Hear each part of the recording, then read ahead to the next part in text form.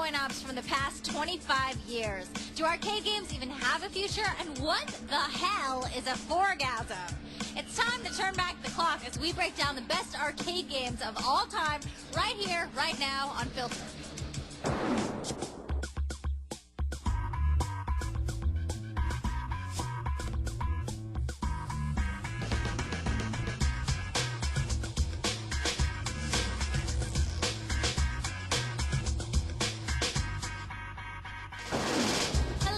Diane Mizota, and welcome to Filter, a hand-picked top 10 video game countdown as voted on by you, the viewer, at G4TV.com.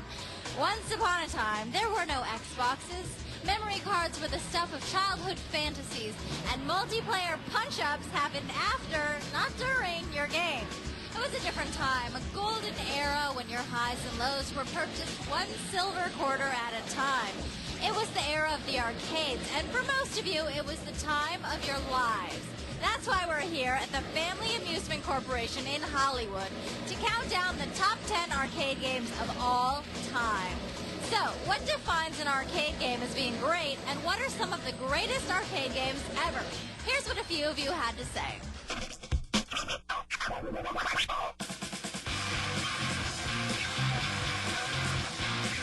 Good arcade game should have a good addictiveness factor. A lot of shooting, a lot of action. Just really fast paced so, people can get through it fast and keep interested in it. A good arcade game should keep me entertained, give me a good value for the money I'm putting in. Basically, you want simplicity, you want a general intuitive style, and then intensity. Numerous fighting games are always fun in the arcades. The Virtua Fighter series, the Street Fighter series, those are the ones that garner tournaments. I like fighting games, action. Space Invaders, Pac-Man. Super Mario Brothers, and going through it on single quarter. That's when you know you're a geek. Ms. Pac-Man. I really liked that game a lot better than the original. I don't know, just cool effects, like something that looks cool. With that in mind, it's time to sit down and take in the best stand-ups. We start the countdown at number 10 with a return to the old school. I mean, old school. Midway released this game in the U.S. in 1978. Some 25 years later, they estimate it's pulled in over $500 million in revenue. Geez, with numbers like that, you'd think it could have done a little better than 10.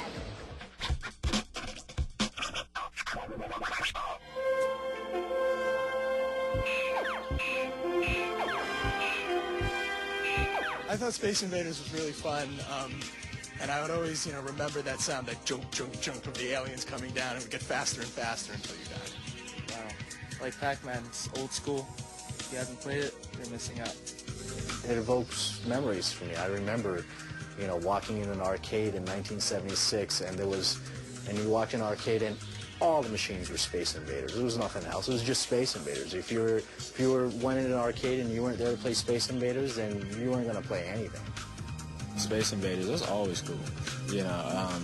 I always got my butt kicked. Space Invaders is another really simple concept, but really fun, totally addicting. The Space Invaders was definitely my favorite. Very addictive. It was a fun game, just trying to get to see when it would end, if it would end. That was the thing with the older games like that. It was just, will it ever end? In Space Invaders, you had to save the Earth, but in our next game, you had to destroy it. In Rampage, you played as one of 3 oversized King Kong-style beasts, and your solitary job was to destroy everything in sight. Utter pandemonium and mayhem were the driving forces behind this game, and that was enough to drive people back into arcades, helping offset a mid-'80s coin-op slump. In 9th place, it's Rampage to the rescue.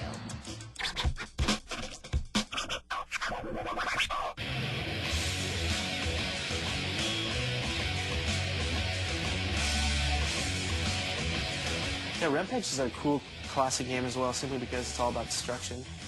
It's fun. Simple fun. You get up on a building, you tear it down. Rampage was a great game. I always liked to be the green monster because I could identify with him. Yeah, Rampage was a lot of fun. I liked the style of the drawings and how it was like it had some open characteristics that other games of the time didn't have. Like you could go down and eat a human being, or you could just stay there punching, building, or you could like punch someone else. You could be these big monsters, and then you play with your friends, and then when they die, you can eat them. So that definitely made you feel better about yourself, knowing that you can grab little people and eat them. Let's keep it King Kong style as we climb one more spot up the countdown to Donkey Kong. The colorful Nintendo classic had you hurtling barrels in an attempt to rescue a princess from a crazy gorilla. And while you all might remember the light blue cabinet and the orange markings, how many of you realized that this was Miyamoto's first game, or that it was Mario's debut? The thriller with the gorilla comes in number 8.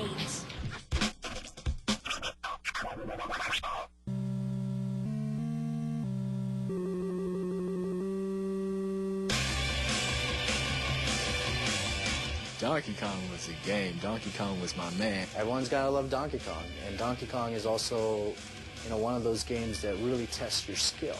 I love Donkey Kong as an arcade game, but for me it was really hard to beat. Donkey Kong was the first game, I think, with Mario in it, so that was kind of important. And I remember being really terrible at it. It was the first game that I can remember that was really colorful, and it dragged me to it, basically. I was mesmerized by the machine. Donkey Kong was cool because the levels actually changed. Something that's commonplace today, it wasn't back then. You get to the princess, it goes to a different stage, and all bets are off. You got to figure out how to beat this one again. And of course, as you go along, it gets tougher and tougher and tougher. Just getting to the Pie Factory in Donkey Kong was the big highlight. Hoping there was another level, and then just realizing that there were only 4, but it was fun. That game is Nintendo's most important game ever. Donkey Kong is a blast from the arcade past, but do arcade games even have a future? We've got to take a quick break, but when we come back, we'll examine the plight of arcade games in the face of a growing home gaming market. Then we'll keep dropping the quarters until we uncover the best arcade game ever. Do a warrior and wizard combo run the gauntlet to victory, or do some crafty Ninja Turtles instigate a mutiny? Find out when we come back on Filter.